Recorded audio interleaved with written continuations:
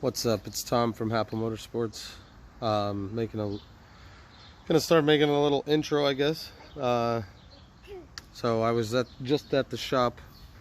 I just got back to my house, and I forgot to do a little intro to the video I made. Short, but I go over a couple more things with the IS, and yeah, my hair is looking ridiculous. Ryan's over here playing outside. There he is with Toji.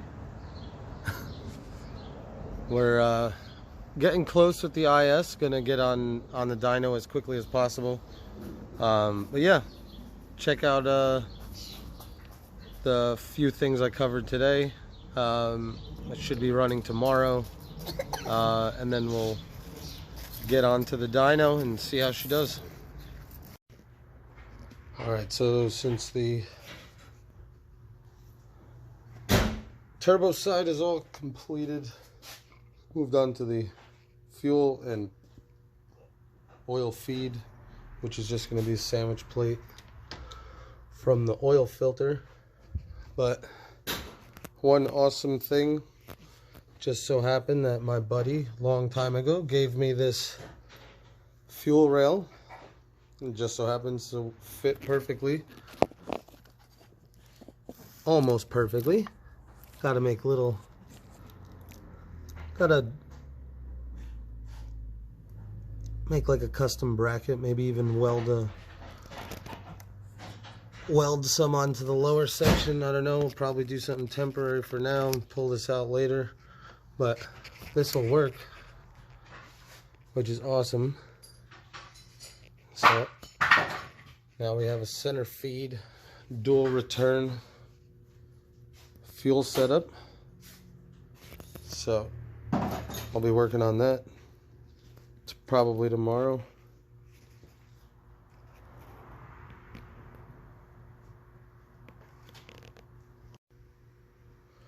All right, so here are the coolant lines. This is a factory line that leads off the water pipe and normally goes to the throttle body. We bypassed that a long time ago when we did a throttle body drive-by-wire delete, like a little plastic insert that just bypasses the motor. And when we did that, we just bypassed the coolant line that went into the throttle body. And so you see this, we added a brass union right there in this one section of hose, but I heated up and I put a screwdriver in the center of the tubing to get fairly decent bends, but I torched it, rebent it with a screwdriver, both lines, to position it to work with those pre-existing hoses. So the coolant for the turbo is done. We're gonna see how the wastegate does. The wastegate that's on here is a tile, and it's got water cooling option. For right now, we're not going to run that, but we'll see. We'll see if it ends up needing it. It's always nice to know we can do that. For starters, just right now, until I get everything we need to actually do a custom fuel setup, this is going to run on the stock returnless for startup and idle and all that. And then maybe even its first session on the dyno, we'll see. But this will definitely restrict our fueling. But we got some Deutschwerks injectors, and we're running Haltech Elite 2000 in here, so should have some fun. It should be a pretty decent tune. Got to clean all this up. It's pretty nasty. Mount the fuel rail back, put the sandwich plate on, put the plenum back on, throttle body back on, and then bolt on the charge piping, and it'll be good for startup. So yeah, let me get to that, and then I'll take a video when as it's going back together. Next video after this, I will try and have my GoPro, make sure that's set up so I can get video of me actually installing the stuff. Alright, quick update. The sandwich plate is on, oil feed line is done. Right back to the turbo. Oil filter's on. Tomorrow morning I have to pick up some oil, and then I just have to wire the injectors. But I'm gonna take care of that in the morning. I gotta get heading back home because it is Memorial Day, and I shouldn't even be working.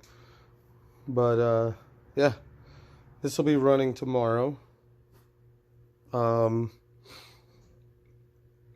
Just have to plug in the laptop, change the parameters on the injectors.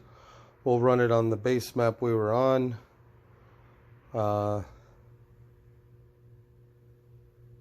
And then we'll schedule for the tune and see what she could do. Probably be back and forth to the dyno a couple of times this summer. Because we're definitely going through this entire fuel system, but for right now we're just doing stock lines and rail with 1000cc Deutschwerks injectors and in-tank pump.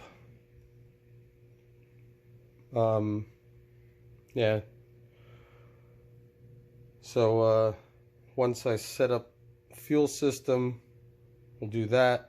Probably do a retune with a nice fuel pump setup with that rail I showed earlier, the center feed with the I don't know, I might do dual feed center return, or maybe a center feed with dual return. I don't know, we'll see.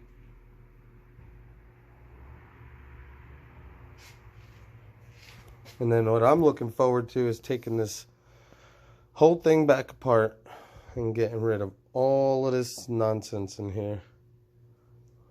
And then when we do that, we'll probably be doing valve springs, retainers, cams, head studs, multi-layer steel head gasket, and then that'll probably be it. I don't know if the owner of this IS really wants to go too crazy with the power, but we definitely want it reliable and we want a nice power band. So yeah, stay tuned for more. I'll make a video when I get it running.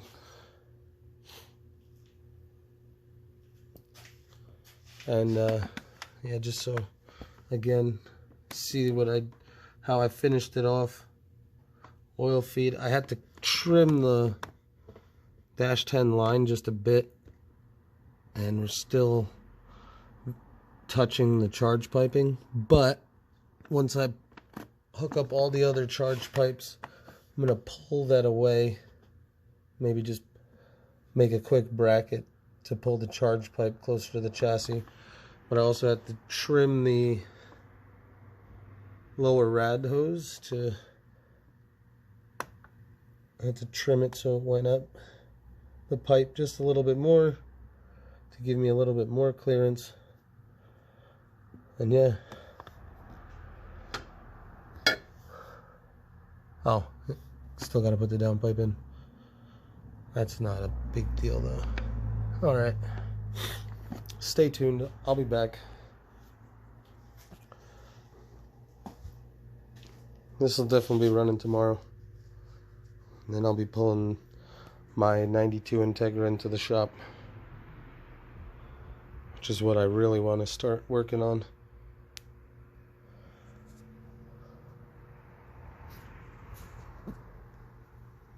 Yeah, and feel free to leave comments. Let me know what you want to see, how I did anything, whatever. I'll try to answer any questions I get.